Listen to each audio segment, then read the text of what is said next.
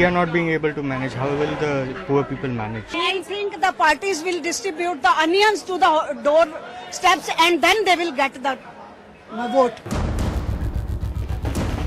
पहले जब हम प्याज काटते थे तो हम लड़कियों को आंखों में आंसू निकलते थे. अब प्याज इतना महंगा हो गया है कि खरीदते हुए भी आंसू आते हैं. 500 rupees is worth 250 rupees now. 200, 250 rupees. Everything is expensive. रास्ता तो कोई नहीं क्योंकि प्याज ऐसी चीज़ है जो हर सब्जी में हम लोग डालते हैं.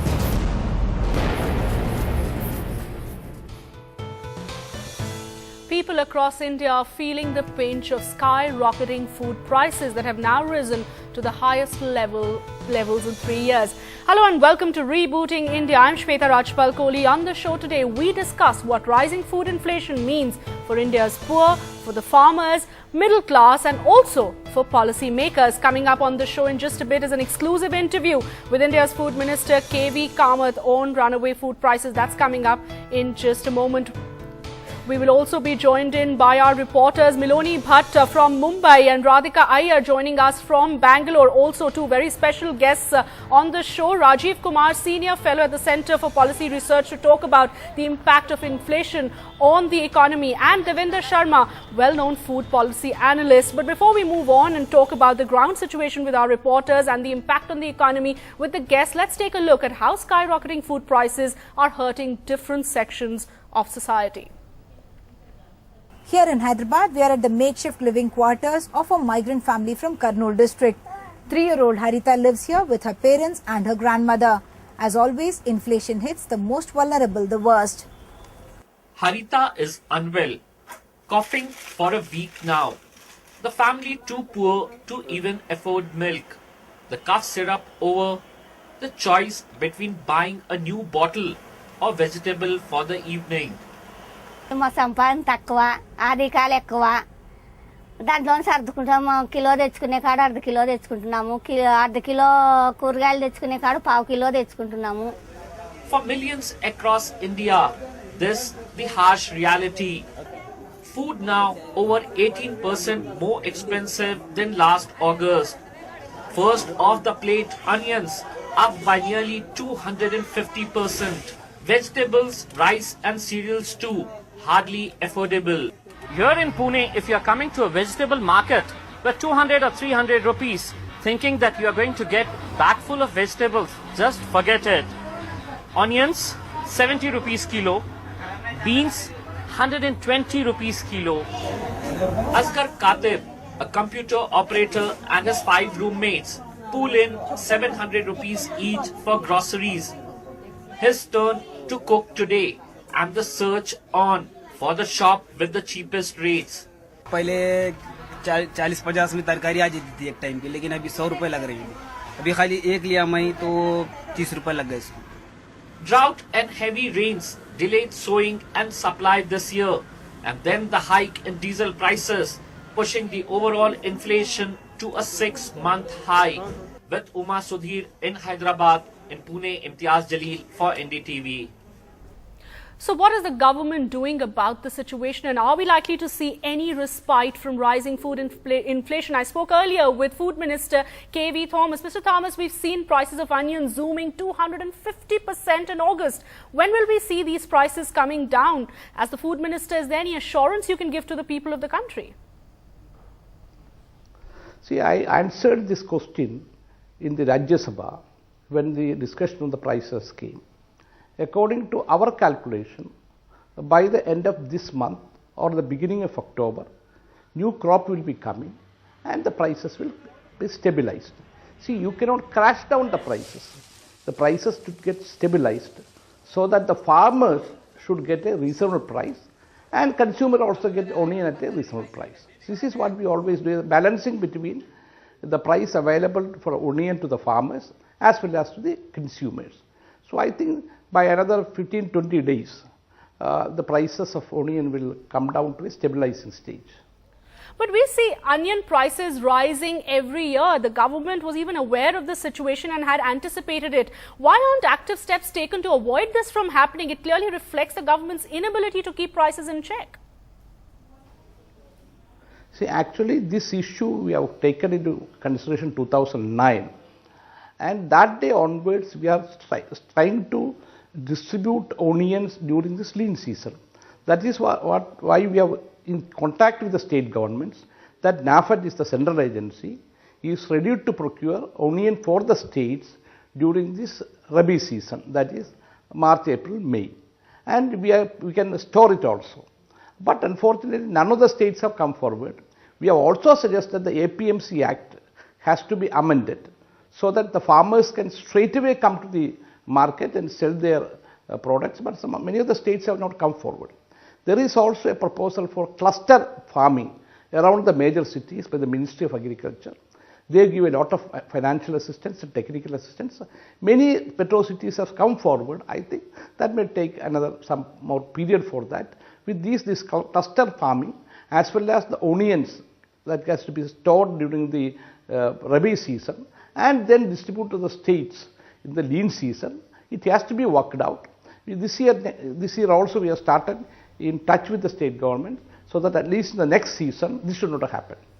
All right, it should not happen again in the next season. But sir, many believe there's a silver lining to high food inflation because farmers benefit due to rising prices. But do you see that actually happening, or is it only hoarders that seem to be making a killing? See, farmers should get a good price, reasonable price. Otherwise, they will not go for farming, or they will switch from one item to another. So we should see that farmers get a better price. At the same time, consumers should be getting the prices, essential commodities at a reasonable price.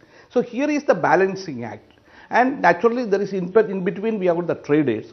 But if there are hoardings, we have got Essential Commodities Act, which many states are implementing very effectively. So this is a balancing act we have to done. But we should also understand now as the farmers are getting a better price, our agriculture production is going up in many sectors. So we should see that there is a balancing act. That is what I said. There is no scarcity in the country of any items. There may be price has been slightly gone up. Then our wage structure also has gone up. For example, NADEGA. As a result of NADEGA, a minimum wage of 165 rupees is available in the country per day.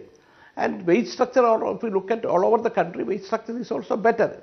So we have to balance between the resources which is coming in and production in the country, and then how this can be balanced. All right, many thanks for joining us. We clearly do hope that the prices of onions at least come down in the next 15 to 20 days. And as the Food Minister was saying, it has to be a balancing act between the interests of farmers and consumers. Let's now go across to get an assessment of the situation on the ground. How bad is it really? How much are people paying for onions, and how much are rising food prices pinching people? Let me go across now to Bangalore first to my colleague Radhika Iyer. Radhika, what's the situation in Bangalore, and are people really concerned about rising food prices? Well, Shweta, compared to other cities, let's say Mumbai and Delhi, it is slightly better in Bangalore, but that doesn't mean that the people here aren't suffering, especially because onions here, there are two varieties essentially. One from Maharashtra, the bigger ones, which cost about, let's say 65 rupees a kg in the retail market. This, of course, is a marketplace we're coming to you from. And the smaller ones, these are from Chitradurga, the local produce, which cost about 45 to 55 rupees per kg. I have with me a few. She already has a question. Yes. How are common people? Live. How do they live? Yes. Yeah, how they live. This price has been increasing every day, over and over. See, it's a very difficult to live for poor people, of course. Middle class people, they can live. Some more, they get their benefits, monthly income, their pensions and salary. But it's very difficult to live very poor people. Where does the poor go? At least the middle class can somehow manage. I saw a lady, in fact, who came here to buy onions, but she's gone back empty-handed because she says 65 rupees is still high and she wants to try again later. Amma neenga solunga vengai vaanga vandanga avanga vaangama poitaanga. வெங்காயம் எல்லாம் எப்படி தான் manage பண்றீங்க? வெங்காயம் main வேணும் கொழும்புக்குங்க. ஆனா வெங்காயம் விலை விக்கிறதுல ஒன்னொன்னு போடுதா இருக்கு.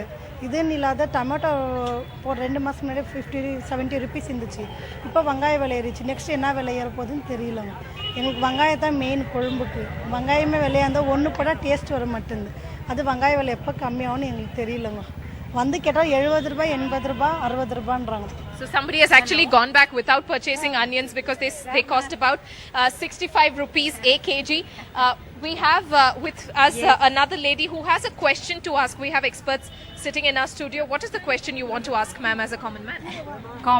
As a common man, I'm a middle class people, of course, ma'am. So very difficult to nowadays live without this thing, onion prices and milk prices. Milk, Diesel, milk has gone up, yes. Yes. So how exactly do we survive is the question, and whether there can be policy changes like you were speaking about. The price of milk, let there be steps taken by the government. The price of milk has gone up. The price of LPG as well has gone up. In fact, milk here in the state-owned Nandini milk costs about 2 rupees more per litre since just yesterday. So people really asking, how exactly does the middle class manage? And if it is so bad for the middle class, what exactly is the poor doing? Those Let me below take that poverty question line. to well-known economist Rajiv Kumar to get a sense from him on what inflation really means for the economy and how long will people really have to suffer these high prices. Mr. Kumar, does the government have too many options to actually rein in inflation? I don't think the government has any options at the moment to rein in food inflation. There are no short-term solutions for this, and it's worth noting that food inflation has been in double digits for the last more than 5 years now, Shweta. It's been more than 60 months that the food inflation has been high, and there is only one way out, which is to improve the supply, and that is to improve productivity, to set up your supply chain, supply lines, to have a better cold storage facility, to do something what are called, to take the steps of post-harvest from farm gate to the market. Because what the government, what the Reserve Bank can do is just, interest rate, hikes or cutting those things, which doesn't affect this. So what we need to do are some very sort of medium term but very urgent steps which will start to improve agricultural productivity and to get the agricultural sector distortions out of the way. Right. The food inflation being in double digits is reflecting a very deep set of problems in the agricultural sector, and I think we need to discuss those in much greater detail, and because it is not going to be easy to roll back this food inflation by taking just sort of immediate ad hoc steps, which many people tend to suggest, because I think the problems are structural, problems are deep seated, and they require really sort of strong measures which need to be taken now.